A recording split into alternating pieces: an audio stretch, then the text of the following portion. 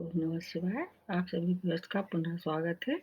उन सभी व्यूअर्स को धन्यवाद करते हुए आज मैं बुध का और शुक्र का दोनों का राशि परिवर्तन कंबाइंड बना रही हूँ, क्योंकि ये छोटे-छोटे से परिवर्तन हैं, लेकिन इनका प्रभाव व्यापक हो जाता है। अगर मिला के देखेंगे तो आपको सही स्थिति का ज्ञान होगा। और इसके अतिरिक्त एक बात और बतानी होती है, आपकी स्वयं की महादशा, अंतर्दशा कौन-सी चल रही है और नेटल चार्ट में इन 2 ग्रहों की क्या स्थिति है, और आप इसको चंद्र राशि से देखें तो ज़्यादा अच्छा रहता है।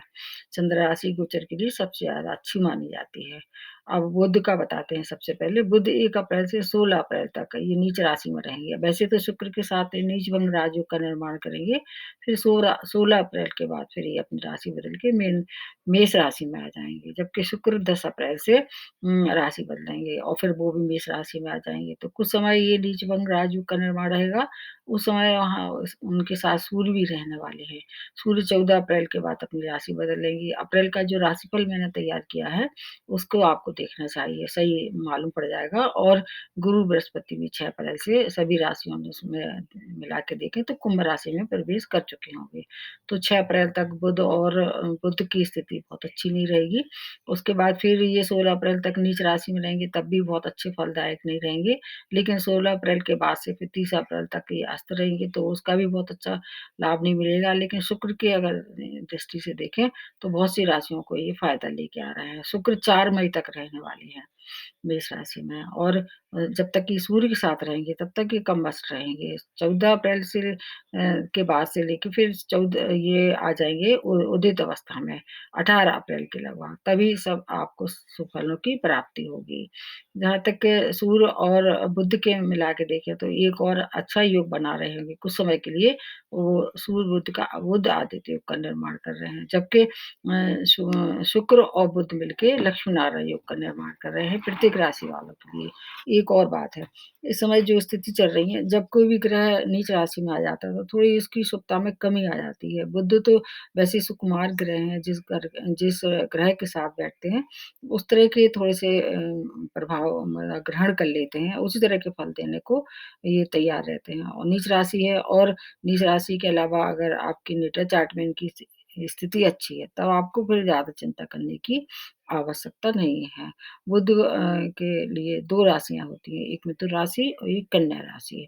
जबकि शुक्र के लिए एक वृष राशि और एक तुला राशि। इस समय जो आएँगी गोचर में स्थितियाँ, उनमें शुक्र की 7वीं दृष्टि हर एक स्वयं की राशि, अगर वो जिस-जिस नेटल चार्ट में आप देखना कि जहाँ 7 नंबर ये लिखा होगा, वहाँ इनकी दृष्टि पड़ेगी, उसका लाभ पूरा मिलेगा। ठीक इसी तरह से बुध है, वो अभी नीच राशि में है जब तक, उसका फ़ायदा बहुत अच्छा आपको नहीं मिलेगा।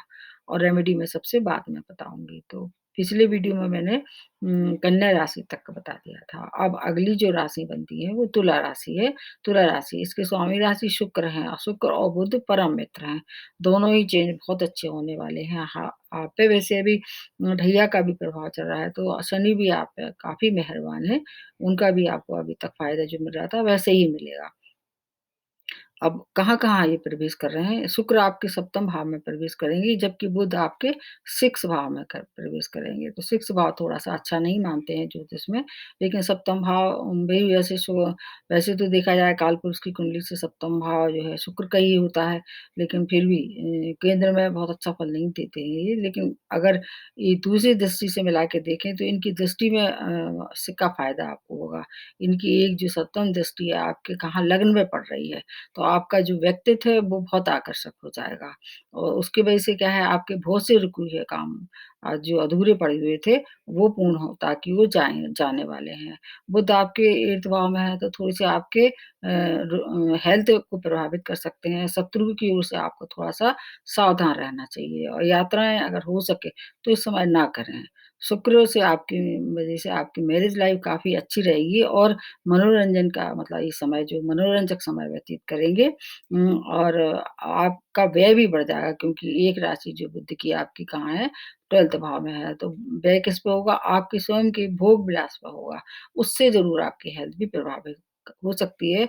आप अगर इतना ज़्यादा विलासिता में डूब जाएँगे तो हो सकता है कि आप आपका मेडिकल एक्सपेंडिचर बढ़ जाए। बाकी व्यापार में आपकी उन्नति मिलना तय है। और कार्यक्षेत्र में किसी भी कार्य से आपको धन की भी प्राप्ति हो सकती है।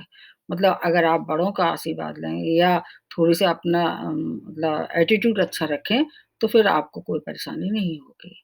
अब अगली राशि जो बनती है वृश्चिक राशि, इसके स्वामी राशि मंगल है। मंगल से ना तो बुध की मित्रता है, ना ही शुक्र की। इसलिए आपको थोड़ा मिला-जुला परिणाम होने वाला है और आपके कहाँ-कहाँ प्रवेश करेंगे, इस पे बहुत निर्भर करता है। बुध आपके 5th भाव में प्रवेश करेंगे, नीच राशि में है, मूल त्रिकोण में, इसलिए उतनी अशुभता नहीं होगी और आपके 2 भाव के स्वामी हैं ये, इधर आपके 11th भाव के स्वामी हैं, इधर आपके अष्टम भाव के स्वामी हैं।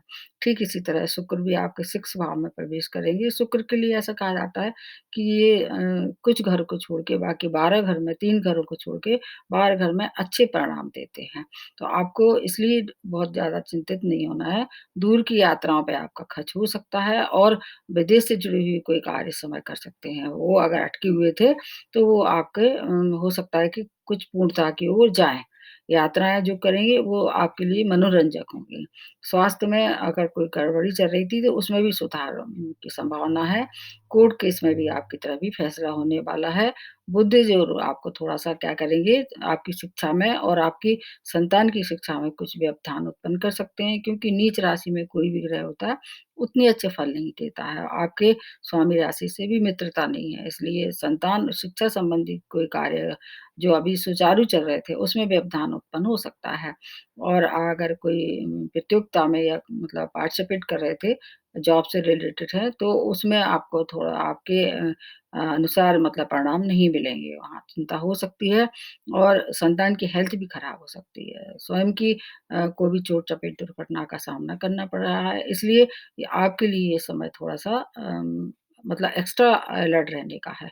बाकी अगर महादशा, अंतर्दशा कोई शुभ ग्रह की चल रही है, फिर बिल्कुल भी डरने की आवश्यकता नहीं है। जो कार्य करें बहुत अच्छा स्वयं विवेक से करें और एक्स्ट्रा अलर्ट होके करें, तो हर चीज़ से आपका बचाव भी करने वाले होते हैं क्योंकि बृहस्पति आपके लिए इस समय शुभ सूचना लेके आ रहे हैं आपके 4th भाव में। उसका वीडियो मैंने बना के आप लोगों को तैयार कर दिया है, उससे आपको काफ़ी फ़ायदा होने वाला है। नहीं देखा है तो आप देख सकते हैं। उसके बाद अगली राशि बनती है धनु राशि, आपके स्वामी राशि बृहस्पति हैं और जो शुक्र, बुध दोनों इनके साथ इनकी बिल्कुल भी मित्रता नहीं है। अब आपके ये देखते हैं कि शुक्र आपके किस भाव में प्रवेश करेंगे, 5th भाव में प्रवेश करेंगे और बुध आपके 4th भाव में प्रवेश करेंगे। ये भाव दोनों बहुत अच्छे हैं, इनका बहुत फ़ायदा होगा। बुध आपके 10th भाव के और 7th भाव की लॉर्डशिप इनके पास है, तो आपको बुध की भले ही नीच राशि में है वो, फिर भी आपको फ़ायदा पहुँचाने वाले हैं। लाइफ़ पार्टनर से और बिज़नेस पार्टनर से आपका अगर कहीं मतलब मनमुटाव चल रहा था, तो वहाँ दूर हो सकता है अगर आप कोशिश करें। कार्यक्षेत्र में जो परेशानी आ रही थी, उसमें भी कुछ न कुछ मतलब कुछ सॉल्यूशन निकलेगा। व्यापार में अगर रुकावटें का सामना अगर कर रहे थे, तो थोड़ा-सा आप कोशिश करेंगे तो वो भी दूर हो सकती हैं। आपके सुखों में थोड़ी ज़रूर कमी कर देंगे ये और कोई भी बड़ा परिवर्तन अगर आप इस समय मतलब भूमि वाहन वाहन से अगर लेना चाह रहे थे, तो इस समय उसको टाल दें, ये ना करें। कुछ क्रय विक्रय मतलब की स्थिति बढ़ रही थी, अभी कुछ समय के लिए टाल दें अन्यथा वहाँ घाटा हो सकता है। शुक्र लेकिन आपको शुभ सूचना देने वाले हैं क्योंकि 5th भाव में है ये, आपको अगर प्रेम प्रसंग में थे उसमें आपका विवाह में परिणत हो सकता है 18 अप्रैल के बाद, क्योंकि 18 अप्रैल के बाद शुक्र कैसे हो जाएँगे, उदित अवस्था में हो जाएँगे और इस समय आपके जो और ग्रह हैं वो आपके फ़ेवर में भी हैं, कार्यक्षेत्र में आ रही परेशानी से आपका बचाव होगा, आय के नए-नए स्रोत होंगे और बचत भी हो पाएगी। बड़े भाइयों से आपका जो सहयोग जो आपकी अपेक्षा रखते थे वो सहयोग प्राप्त होगा और आप एक बहुत अच्छे निर्णय ले सकते हैं। आमदनी के लिए आपके लिए ये समय बहुत सुखद रहने वाला है। मतलब धनु राशि पे अभी लास्ट फेज़ चल रहा है साढ़े साती का। अगर आप थोड़ा एक्स्ट्रा अलर्ट रह के करें तो धन की प्रचुर मात्रा में प्राप्ति हो सकती है। ये समय आपके लिए सुखद रहने वाला है। स्वामी राशि बृहस्पति अच्छी पोज़ीशन में आ चुके हैं इसलिए। अब अगली राशि जो बनती है वो मकर राशि है। मकर राशि इसके स्वामी राशि शनि है, इन पे भी अभी साढ़े साती का सेकंड फेज़ है और आपके स्वामी राशि शनि से बुध और शुक्र दोनों ही इनके परम मित्र हैं और बुध आपके भाग्येश भी हैं।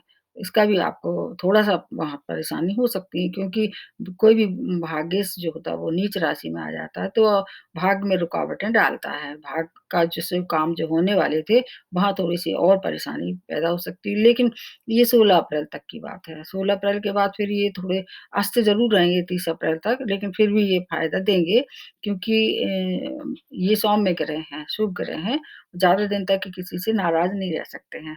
और भाग्य से इसलिए आपका भाग्य थोड़ा-सा कम साथ देगा। कोर्ट केस में भी अगर आप इस समय इन्वॉल्वमेंट थे, तो थोड़ा शांत रह जाइए, 16 अप्रैल के बाद काम कीजिए। अगर ऋण भी अगर आपने अप्लाई किया था, तो वो उसके भी कुछ समय के लिए टाल दें। जब 16 अप्रैल के बाद अगर कोई काम करेंगे, तो आपको सफलता की ज़्यादा उम्मीद लगाना चाहिए। शुक्र ज़रूर आपको फ़ायदा देने वाले हैं। शुक्र से आपको कार्यक्षेत्र में कोई भी कार्य थे, उसका पूरा फ़ायदा मिलेगा, वहाँ प्रगति दिखाई देगी। उच्च अधिकारियों से भी आपको लाभ हो सकता है। आपके सभी प्रयास जो हैं, वो सफलता भरे होंगे। भूमि, वन, वाहन का अगर आप पहले से कोई प्लानिंग थी, इस समय उसको आगे बढ़ा सकते हैं या निर्णय ले सकते हैं। माता और ससुराल पक्ष से आपको कुछ उपहार की प्राप्ति हो सकती है। बाकी आपको अपनी क्या है, हेल्थ का भी आपको भी थोड़ा-सा ध्यान रखना चाहिए। जब सूर्य आ जाए, सूर्य जब तक मीन राशि में है, उसके बाद फिर ये सूर्य आ जाएँगे अपनी उच्च राशि में, उसका वीडियो मैंने आप लोगों को अलग से बना के दिया है, देख लीजिए। स्टूडेंट के लिए ये समय काफ़ी अच्छा रहने वाला है। ऐसे कार्य जो कि कला से जुड़े हुए हैं, उनमें ज़्यादा सफलता की उम्मीद है। अब अगली राशि बनती है कुंभ राशि। इस पे भी अभी साढ़े साती का फर्स्ट फेज़ चल रहा है और आपके स्वामी राशि शनि, शुक्र और बुध ये सब आपस में परम मित्र हैं। तीनों में बहुत अच्छी पटरी बैठती है। आपके कहाँ प्रवेश करेंगे ये देखना होगा। शुक्र आपके 3rd भाव में और बुध आपके 2nd भाव में प्रवेश करेंगे। तो भूमि, वन, वाहन का सुख जो अभी तक नहीं मिल रहा था वो सुख प्राप्त होगा। यात्राएँ लाभप्रद रहेंगी। माता के सुख में अगर कुछ कमी आ रही थी तो वो उसमें वृद्धि दिखाई देगी। भाई-बहनों का सहयोग प्राप्त होगा। स्टूडेंट अगर हायर एजुकेशन के लिए जाना चाह रहे थे तो वो जा सकते हैं। बुध आपके 5th और अष्टम भाव के स्वामी हैं, इसलिए आपको थोड़ा-सा जो भी कार्य करेंगे प्रेम प्रसंगों में खास तौर से तो उसमें सावधानी रखनी पड़ेगी, नहीं तो धोखा हो सकता है।